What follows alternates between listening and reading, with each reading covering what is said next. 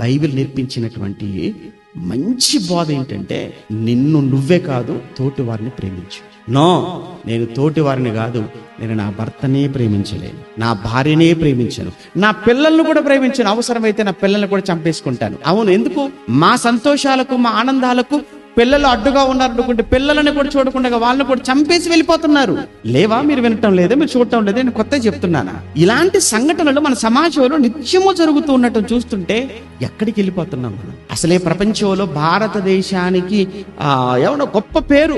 భారతదేశంలో ఉన్న సంస్కృతి చాలా గొప్పదండి, సాంప్రదాయాలు చాలా గొప్పవండి, భారతదేశంలో వివాహ వ్యవస్థ చాలా పటిష్టమైనదండి. నిజంగా భారతదేశంలో ఉన్న వివాహ వ్యవస్థకు నిజంగా ప్రపంచంలో ఏ వివాహ వ్యవస్థ కూడా పనిచేయదండి, అంత గొప్ప విలువలతో కూడుకున్నదండి అని ఏ దేశ వివాహ వ్యవస్థ కోసం ఒకప్పుడు చెప్పుకున్నారో, ఇప్పుడు ఆ దేశాలన్నీ కూడా భారతదేశంలో జరుగుతున్న ఈ సంఘటనలు ఒక్కొక్కటి వింటుంటే చీ అంటున్నారు, అసహించుకుంటున్నారు.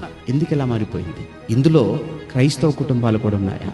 ఒకవేళ ఉంటే చాలా తప్పు చేస్తున్నట్లే, చాలా మూల్యం మనం చెల్లించుకోవాల్సి వస్తుంది. దీనంతటికి కారణం, అసలు ఈ విధమైన ప్రవర్తనకు, బిహేవియర్కి కారణం ఒకటే, వాక్యం లేకపోవటం, దేవుణ్ణి వదిలేయటం. దేవుణ్ణి వదిలేస్తే, వాక్యం పక్కన పెడితే మనిషి ఎలా మారిపోతాడు అని అంటే, ఇది క్రూరత్వం, క్రూర స్వభావంలోనికి మనిషి మారిపోతాడు.